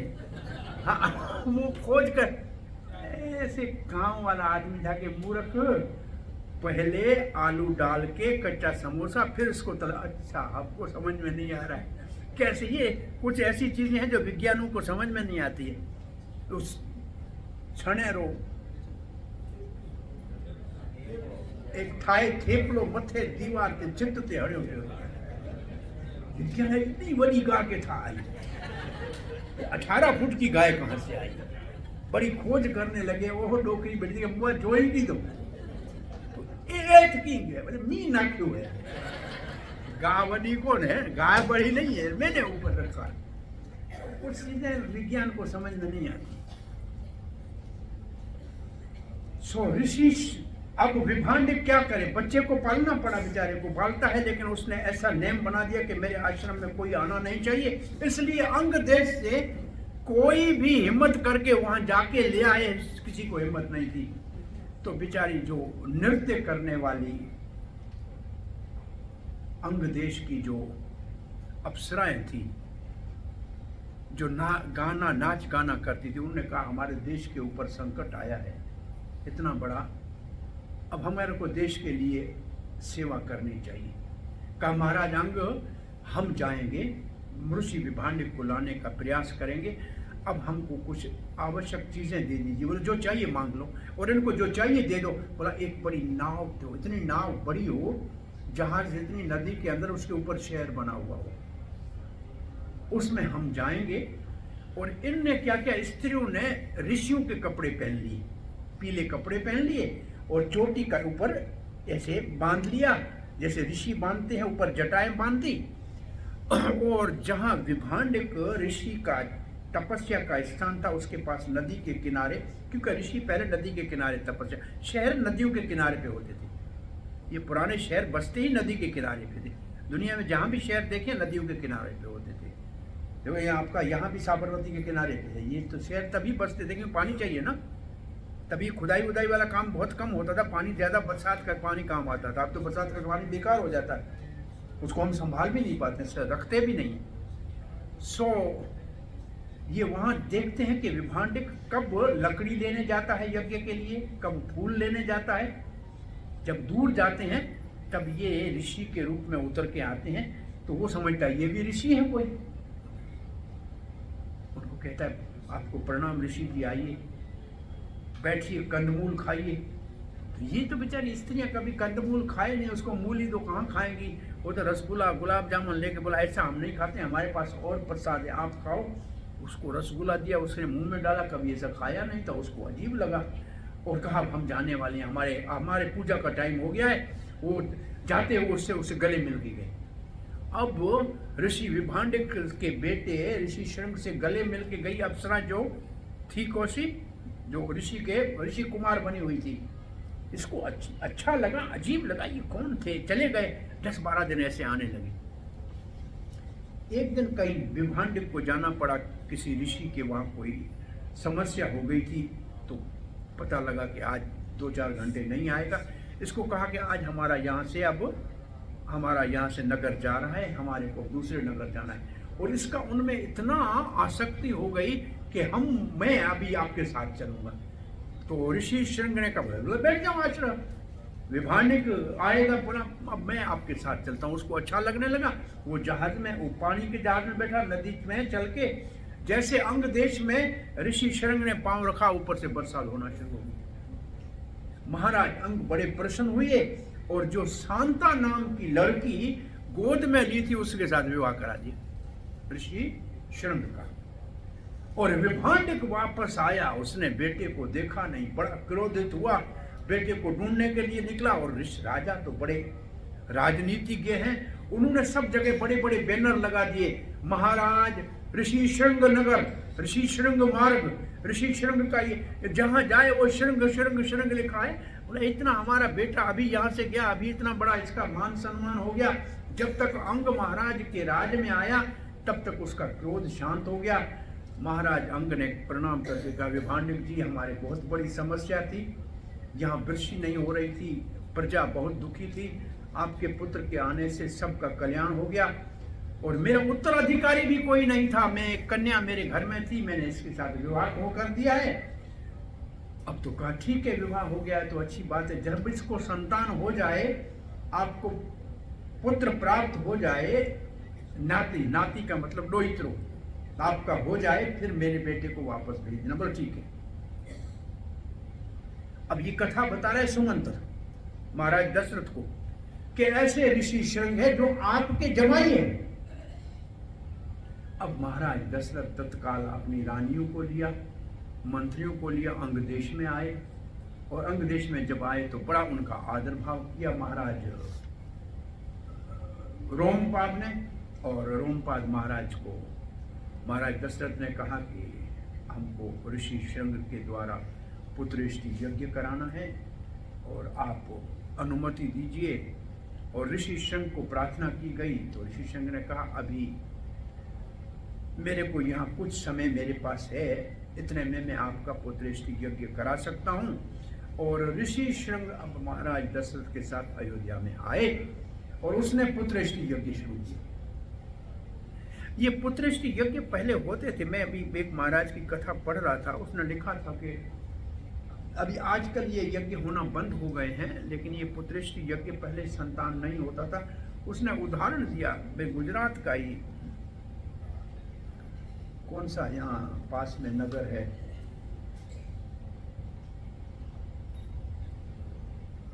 सुरेंद्र नगर क्या कोई जगह का नाम बताया कि 50 साल से बड़ी उम्र का व्यक्ति, कोई संतान नहीं था, पुत्रेष्टि यज्ञ कराया और उसको संतान हुआ। और उस महाराज ने लिखा है उसको भी 50 साल हो गए।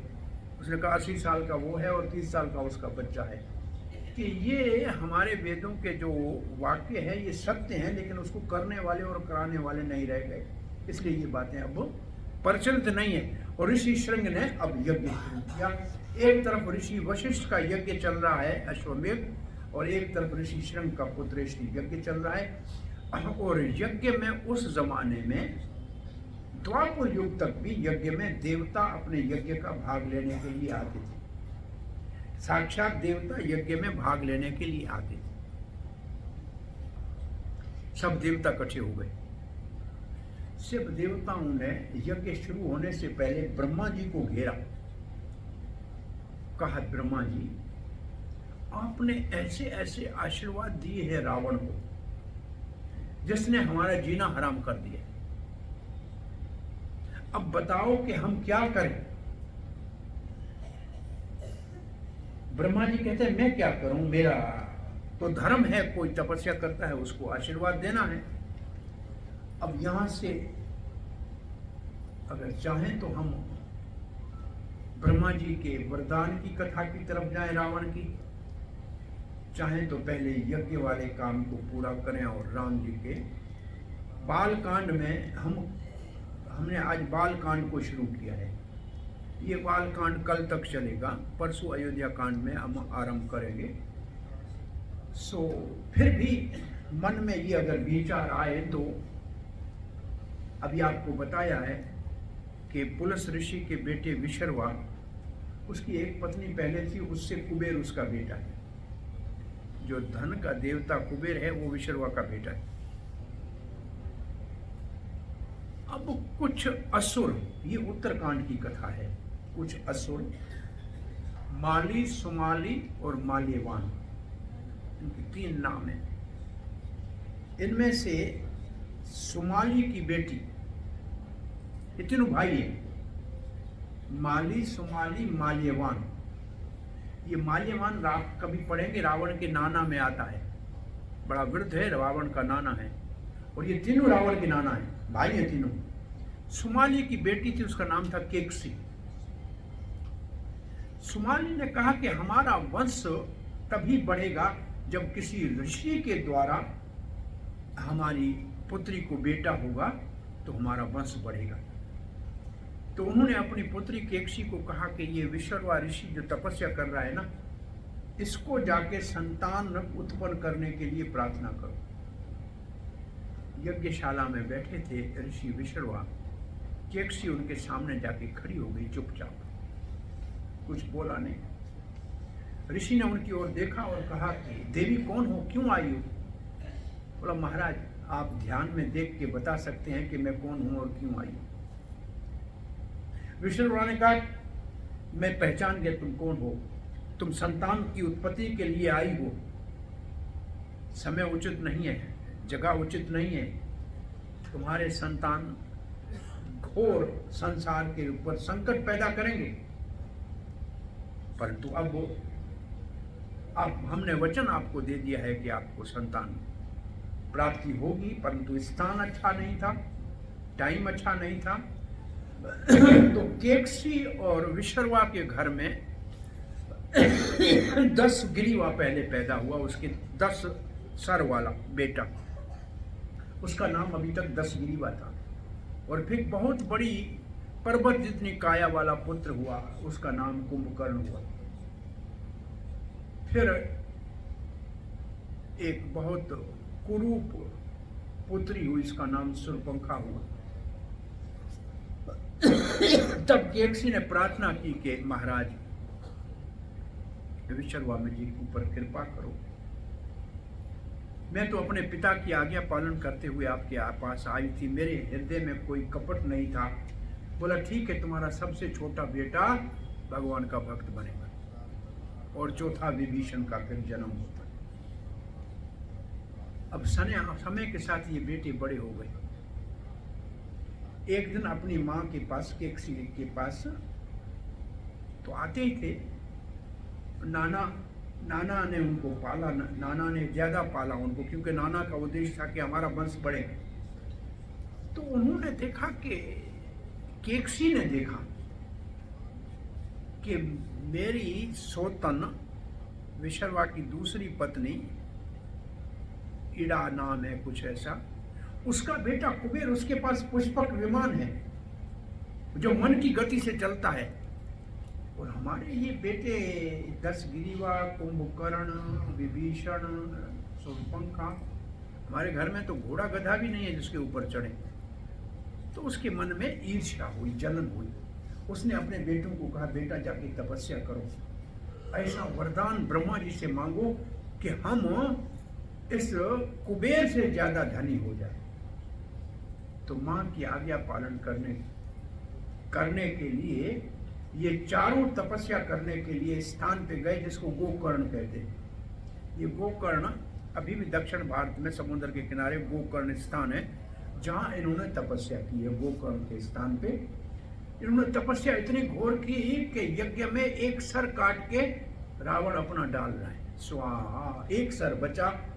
तब ब्रह्मा जी प्रकट हुए कि विशर्वा के पुत्र अब अधिक अपना सर काटने का काम मत करो।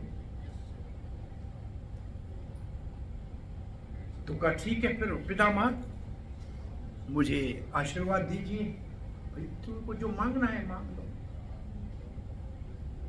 तो इसने कहा कि मैं किसी देवता के द्वारा न मर सकूं, किसी असुर के द्वारा न मर सकूं, कोई राक्षस मुझे न मारे। ऐसे करते करते अहंकार में कहा वानर और मानव से मुझे कोई परवाह नहीं है, उसकी चिंता नहीं है, उसकी मुझे कोई जरूरत नहीं। ये भगवान को जब काम करना होता है तो फिर किसी न किसी की वाणी के ऊपर ऐसा उसके बोला कि वानर और मानव से मुझे कोई भय नहीं।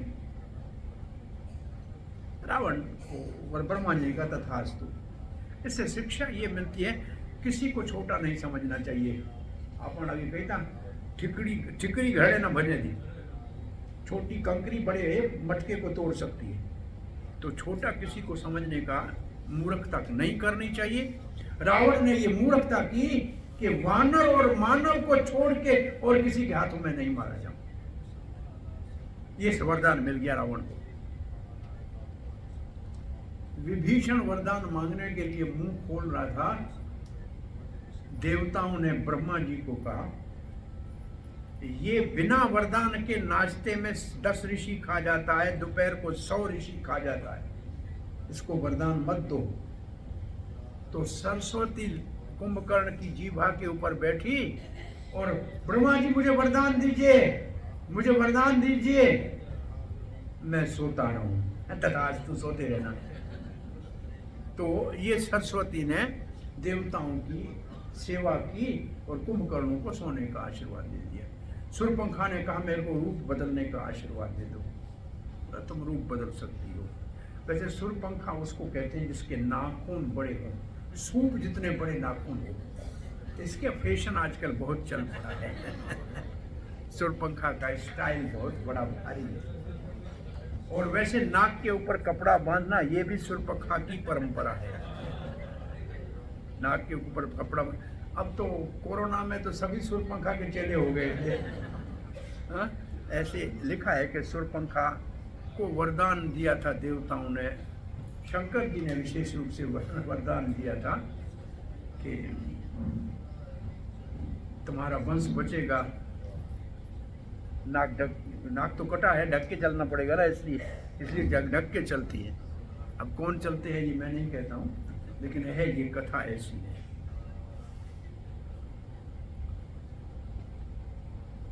हरे कृष्णा कृष्णा कृष्णा हरे हरे, हरे राम राम राम हरे हरे। सो विभीषण ने जब प्रार्थना की तो बोला मुझे तो भगवान की स्मृति सदा बनी रहे, कभी उसको नहीं भूलूं, ये मेरे ऊपर कृपा करना। अब जब ये सारे वरदान मिल गए तो अब आ गए नाना जी। बोला सुनो, ये जो लंका सोने की है ना, ये हम असुरों की थी। ये कुबेर इसके ऊपर कब्जा करके बैठा है। तुम जाओ 10 ग्रीवा, इसको अब अपने हवाले करो, तुम इसके राजा बनो, आप हमारे लंकेश कहलाओगे, हमारे राजा होगे। तो अभी तक रावण नाम तो नहीं था, लेकिन कैसे रावण नाम पड़ा ये भी कथा आएगी। बिगड़ा हुआ नहीं था, उसने बोला वो तो मेरा भाई है, हमारे पिता एक है। बोला असुरों के तो कश्यप की एक पत्नी दिति है, उसके बेटे दैत्य हैं, एक पत्नी आदित्य है, उसके बेटे आदित्य है। ये देवता और असुर तो हमेशा लड़ते आ रहे हैं, ये कोई नई बात थोड़ी है। आप अपना ये सोने की लंका को हाथ कर लो, आप राजा बन जाओ। अब रावण को तो अपने वरदान का बल था, उसने जाके सीधा कहा कुबेर को खाली करो लंका। कुबेर अपने पिता के पास गया, कहा पिताजी भाई आया है छोटा, मुझे लंका खाली करने के लिए कह रहा है। विश्ववा तो विद्वान था, कहा कि इस वक्त ब्रह्मा जी का आशीर्वाद है और ये बल के मद में अंधा है, नशे में है, इस वक्त बेटा लड़ना इससे ठीक नहीं है, आप लंका खाली कर दो। आप अब अपना गंधमादन पर्वत के ऊपर अपना नया राजधानी बना लो। कुबेर जी, ये जो बद्रीनाथ का क्षेत्र है ना, इसको कुबेर क्षेत्र कहते हैं। ये कुबेर क्षेत्र है। कुबेर का अनुचर घंटाकर्ण है, जो इस कुबेर बद्रीनाथ का जो देव है वो घंटाकर्ण है। वो बद्रीनाथ के मंदिर के अंदर है वो घंटाकर्ण। और ये पूरा कुबेर क्षेत्र है, ऊपर गंधमादन पर्वत ऊपर है। सो कुबेर जब जाने लगा तो रावण ने कहा विमान पुष्पक यहीं छोड़ के जाओ, पैदल जाओ यहाँ से। वो पुष्पक विमान भी छोड़ के गया। तो ऐसे रावण को इतने सारे वरदान थे। अब और क्या अपराध रावण ने किए हैं, कौन कौन से श्राप मिले हैं, तो ये कथा भी साथ साथ करते चलेंगे। अब वापस हम चलते हैं उस यज्ञ में, जो पुत्रेष्टि यज्ञ हो रहा है। एक तरफ अश्वमेध यज्ञ हो रहा है, एक तरफ वशिष्ठ जी यज्ञ करा रहे हैं अन्य सारे ऋषियों के साथ, एक तरफ ऋषि चरंग यज्ञ करा रहे हैं। तो देवता सारे आपस में यज्ञ से पहले कह रहे हैं कि ब्रह्मा जी अब बताओ हम क्या करें। इन रावण और इनके कुंभकर्ण भाई ने हमारा अत्याचार इतना किया है, गो ब्राह्मण के लिए कोई सुख शांति नहीं है, साधु सुखी नहीं है। अभी ये सारे चिंता में थे कि क्या किया जाए। उस वक्त भगवान विष्णु वहां प्रकट होते हैं। यहाँ लिखते हैं भगवान विष्णु इतने दयालु है, अपने भक्तों को संकट में देखते हैं तो उनको संकोच से कहीं बुलाए उससे पहले आ जाते हैं। भगवान विष्णु अपने आप पहले आ गए। उनका काम है शरणागत का कार्य निर्वाह करते हैं। जो भगवान का शरण लेता है उसके काम को पूरा करने का काम भगवान विष्णु वहाँ आ गए। सबने कहा हम समस्या हमारी बहुत भारी है, हे विष्णु भगवान आप सर्वत्र हो, सर्वशक्तिमान हो, हमारे स्वामी हो। ब्रह्मा जी के वरदान के कारण रावण और उसके भाई इस वक्त पृथ्वी के ऊपर भारी संकट है। तो भगवान विष्णु ने कहा कि आप आए हो यज्ञ में अपना भाग लेने के लिए, भाग ले लो। मैं यज्ञ में लेने नहीं, अपने आप को देने के लिए आया। ये है भगवान विष्णु की महानता। उसको क्या चाहिए? वो तो पहले ही आत्मा राम है, आपत काम है, उसको कुछ नहीं चाहिए। वो केवल देता ही देता है, सारे संसार को दे रहा है। दातार्थ तुम ब्या मिड़ई मंगना मी वसन मुंदायता सदा वसी तुम जे घर अचे मुंह त मेरा ही मान ला। सब दुनिया वाले मांगने वाले हैं, देने वाला एक भगवान है। सब दुनिया मांगती है, एक देने वाला भगवान है। सो ये भक्तों को बहुत बड़ी शिक्षा है, मांगना नहीं चाहिए। भगवान के भक्त है तो मांगने की आदत नहीं होनी चाहिए, देने का इच्छा होनी चाहिए। देने के लिए आए हैं महाराज। यहाँ से प्रभुपाद जी महाराज 70 साल की उम्र में 1965 में पानी के सामान के जहाज में जब अमेरिका पहुंचे तो सबने कहा कि आप यहाँ आए हो तो पैंट पहन लो, टाई बांध लो, कांटे चमचे से खा लो। बोला आप ठीक कह रहे हैं, हमारे देश से कोई यहाँ आता है तो या पढ़ने के लिए आता है या पैसा कमाने के लिए आता है, आपसे कुछ लेने के लिए आता है, इसलिए आप जैसे कपड़े पहन लेता है। मैं तो आपके यहाँ से कुछ लेने नहीं आया हूं, मैं आपको देने आया हूं। ये है साधु का,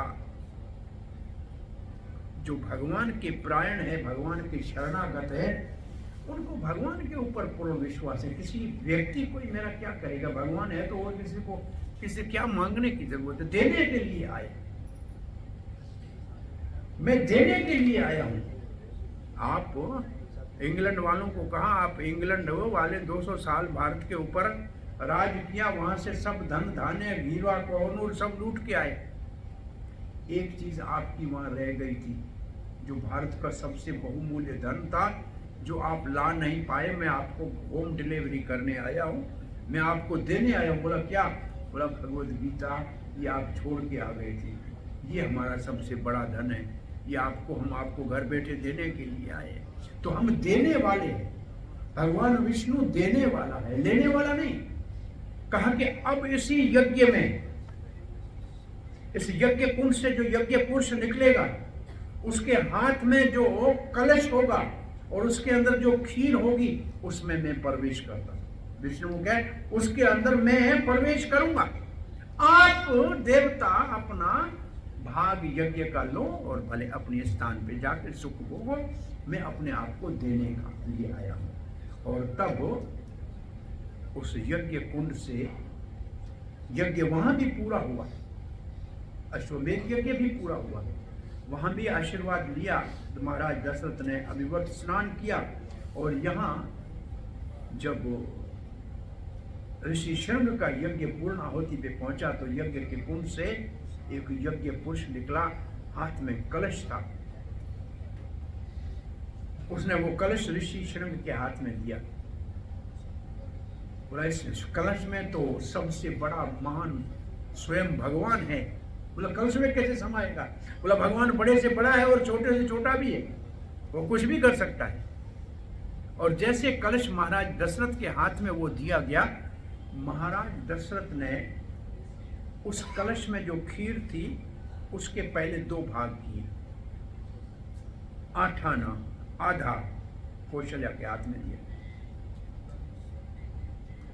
बाकी जो आधा बचा उसके 2 हिस्से किए। चवानी जितना चौथा हिस्सा केकई को दिया। फिर जो चौथा हिस्सा बचा उसके 2 टुकड़े किए। 2 आना केकई के हाथ में रखा, 2 आना रखा कौशल्या के हाथ में। और दोनों ने, केकई ने 2 आना सुमित्रा को दिया, कौशल्या ने भी 2 आना सुमित्रा को दिया। अब देखो ये कैसी गणना है, आधे से कौशल्या के घर में रामचंद्र पैदा होंगे, चौथे हिस्से से कैकेयी को भरत पैदा होगा। अब जो 2 आना कौशल्या ने दिया है वो लक्ष्मण होगा सुमित्रा का, और जो 2 आना कैकेयी दिया है वो शत्रुघ्न होगा सुमित्रा का, और जो जिसने दिया है वो भाई उसके साथ रहेगा, लक्ष्मण राम के साथ रहेगा और शत्रुघ्न भरत के साथ रहेगा। तो ये उस यज्ञ की पूर्णाहुति के समय जब ये कलश निकला, ऐसे सबको ये खीर बांट के दे दिया गया। और कहीं कहते हैं कि उस खीर का थोड़ा सा महाराज के हाथ से एक चील उठा के ले गया और उसको वायुदेव ने सहायता की और वो अंजनी के उदर में पहुंचा दिया। ऐसा भी कहीं कहीं वर्णन मिलता है कि हनुमान जी भी इसी, एक तो ये कथा हनुमान जी के प्रकट की है, और दूसरी कथा जब समुद्र मंथन हुआ था और देवताओं को अमृत मिला था, अमृत बांटने के ऊपर जब देवताओं और असुरों के बीच में झगड़ा हुआ तो मोहिनी मूर्ति का रूप में भगवान ने अवतार लिया था,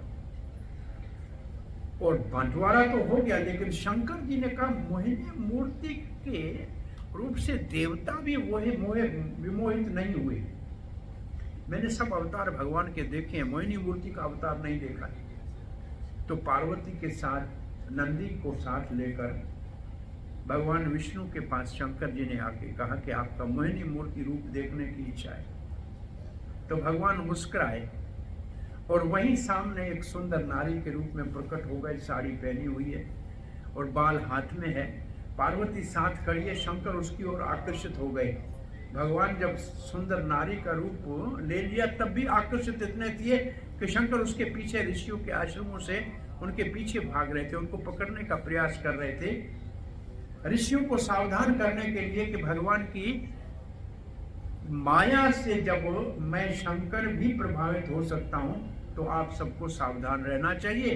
और तब शंकर जी की शक्ति को, उस मोहिनी मूर्ति के पीछे चलने से शंकर जी की शक्ति का ह्रास हुआ। 7 ऋषियों ने उसको एक घड़े में रख दिया, घट में रख दिया, कहा ये शंकर जी का तेज है, भविष्य में राम जी के अवतार के समय राम जी के सेवक के रूप में हनुमान जी का अवतार इससे होगा। वो शंकर जी के अंश से हनुमान जी के अवतार का वर्णन है। मैं समझता हूँ 6:30 होने वाले हैं और कथा हमारी 1-1.5 घंटा हुई है। आगे कथा को करें कि हम थक गए हैं तो थोड़ी देर के लिए कोई प्रश्न उत्तर है, पहले मेरे ख्याल में प्रश्न उत्तर 10-15 मिनट आपको देते हैं, नहीं तो फिर आरती करते हैं। किसी का कोई प्रश्न जिज्ञासा है कि 9 दिन कथा है तो आस्ते आस्ते कथा चल रही है। अभी राम जी का जन्म कल सुबह करें, कल कथा में करेंगे शाम को, कब किस वक्त कैसे जन्म हुआ बच्चों का, वो नक्षत्र गिरे वो कल बताएंगे। और आज यहाँ तक की कथा बालकांड की हम पूरी करते हैं। ये बालकांड चलेगा, 4 कुमारों का विवाह हो जाएगा जनकपुर में और ये बारात वापस अयोध्या पहुंचेगी। और जैसे ही रामचंद्र को राज तिलक देने का दशरथ जी घोषणा करेंगे तब तक चलेगा बालकांड, फिर अयोध्या कांड शुरू हो जाएगा। बालकांड में बहुत सुंदर कथाएं आगे आने वाली हैं और अयोध्या कांड में तो बहुत करुणा का कांड है, अद्भुत कांड है वो। सो किसी को कोई प्रश्न है आज के सत्संग के विषय में, किसी ने कुछ समझा और उसको अधिक समझना है या कोई प्रश्न जिज्ञासा है तो पूछ सकते हैं। हरे कृष्णा। नहीं, कोई प्रश्न जिज्ञासा नहीं? हाँ, खरदूषण रावण के भाई थे। वो अन्य जो मालीवान वाले किसी और के होंगे, इनके कोई कजन है, उसका ऐसे कोई विशेष लिखा नहीं।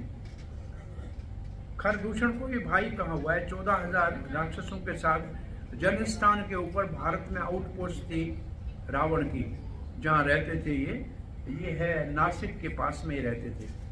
ये उनकी आउटपोस्ट थी। खर, दूषण, त्रिसरा, ये भी कजन भाई है उनके। इस विशर्वा और केकसी के पुत्र नहीं है, इसमें नहीं आता है। हरे कृष्ण। और कोई प्रश्न?